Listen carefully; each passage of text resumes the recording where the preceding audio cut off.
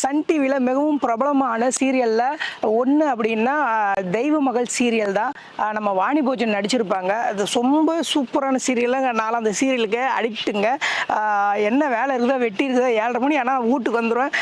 நம்ம வாணி போஜனை பார்த்துட்டு தாங்க அடுத்த வேலையை பார்ப்பேன். அப்புறம் வாணி போஜனோட வெறித்தனமான ஃபேனுங்க.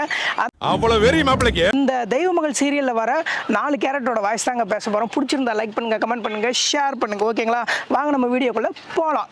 ஹேய் பிரகாஷ், இந்த ஜெய்ஹிந்த் விலாஸ் நான் இருக்கிற வரைக்கும் அது எனக்கு தான் சொந்தம். பிரகாஷ் அண்ணியாரே, என்ன பார்த்துட்டு இருக்கிறீங்க?